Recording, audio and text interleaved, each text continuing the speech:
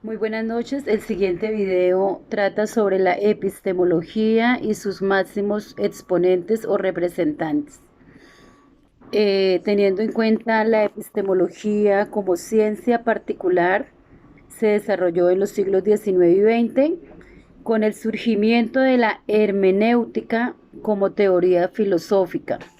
Su historia se remonta a la antigüedad con los filósofos más representativos como Platón y Aristóteles. La palabra epistemología tiene su origen en el griego antiguo. Es la unión de los términos episteme, que significa conocimiento o ciencia, y el sufijo logía, que deriva de logos, que significa estudio, razón o discurso lógico. Se traduce como la teoría de la ciencia y es el estudio del conocimiento. Quien más se acercó al sentido contemporáneo de la epistemología fue John Locke, 1632-1704, quien desarrolló sus procedimientos en un ensayo sobre la inteligencia humana. Sin duda, la escuela epistemológica que mayor influencia tuvo a nivel teórico fue la de los neopositivistas lógicos, agrupados en el Círculo de Viena. Sus intelectuales estudiaban las formas lógicas del pensamiento y de la construcción del conocimiento. Bertrand Russell y Ludwig fueron sus máximos inspiradores. Filósofos como Carnot, Neurath y Hempel formaron la primer gran escuela de epistemología del siglo XX. Se encargaron del estudio de las formas lógicas de los enunciados y establecieron criterios básicos en la lógica. Karl Popper fue el primero en discutir las bases sobre las que se planteaba la epistemología de los neopositivistas lógicos, al criticar el criterio de la inducción, teniendo en cuenta que la inducción es el proceso por el que se llegó de un enunciado singular a un conocimiento más general. Popper postuló no solo que la inducción era imposible, sino que tenía graves consecuencias para el conocimiento científico, y la reemplazó por el método científico, por el método lógico deductivo, que sostiene que ninguna teoría se verifica, sino que solo se corrobora hasta que un nuevo conocimiento la ponga en tela de juicio. El siglo XX hereda de las corrientes trascendentales idealistas y vitalistas de los siglos XVIII y XIX. Se ve el surgimiento de la hermenéutica, teoría filosófica desarrollada por Hans Gadamer en 1900 a 1902, continuador de Friedrich Wilhelm Husserl y Heidegger.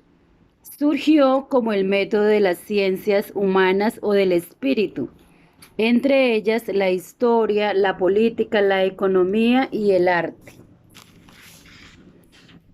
para interpretar y comprender los fenómenos objeto de sus investigaciones. Significa interpretar, también anunciar. Este proceso gradual sobre la posibilidad del conocimiento dio como resultado a la epistemología como ciencia estricta centrada en distinguir y señalar y analizar las condiciones históricas y sociales que originan toda forma de conocimiento, sea un conocimiento histórico o contemporáneo, social o exacto, práctico o intelectual. La epistemología es una rama de la filosofía que está en constante desarrollo. Distintos pensadores han contribuido a dar a la epistemología su importancia propia. El primero de ellos es Karl Popper, de 1990 1902 a 1994. Crítico del neopositivismo lógico, propuso el método lógico-deductivo como herramienta para corroborar las teorías científicas. Mediante este método se aplican los principios a casos particulares a partir de un enlace de juicios. El papel de la deducción en la investigación es doble. Primero, consiste en encontrar principios desconocidos a partir de los ya conocidos. Segundo, sirve para descubrir consecuencias desconocidas de principios conocidos. Por ejemplo, la matemática es la ciencia deductiva por excelencia, parte de los axiomas y de las definiciones. El segundo pensador, Rudolf Carnap, 1891-1970, junto con Otto Neurath y Karl Hempel, trabajaron para esclarecer la naturaleza de la explicación científica, es decir, el metaconocimiento que surge de la reflexión sobre la propia ciencia y hace referencia a los contenidos epistemológicos de la ciencia. Quiere decir esto que la forma específica en que ésta llega a obtener sus conocimientos, junto con los valores supuestos y creencias que la sustentan. El tercero es Hans Gadamer, 1900 a 2002, fundador de la hermenéutica. Dio un giro a la epistemología al volcarla a la interpretación y comprensión del discurso. Esta considera el lenguaje como una realidad cargada con un significado ontológico, pues el ser acontece en el lenguaje como verdad, como desvelamiento de sentido que no es esencialmente distinto como las diferentes representaciones finitas en las que accede la subjetividad humana. Otro es Paul Ricoeur, 1913-2005. Combina la descripción fenomenológica con la interpretación hermenéutica epistemológica.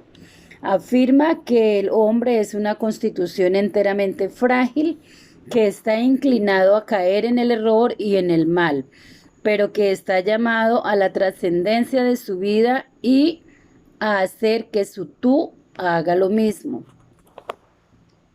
Otro exponente fue Bunge. Sostiene que el epistemólogo ligado a la creencia y a la ciencia debe 1. Desterrar los supuestos filosóficos. 2. Sistematizar conceptos filosóficos. 3. Resolver problemas científicos. 4. Reconstruir teorías científicas.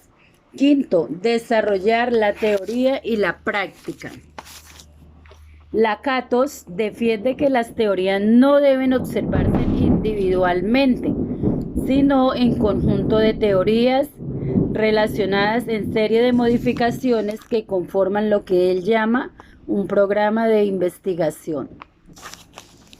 Feyerabend propone una crítica al método científico como vía de acceso único al conocimiento científico.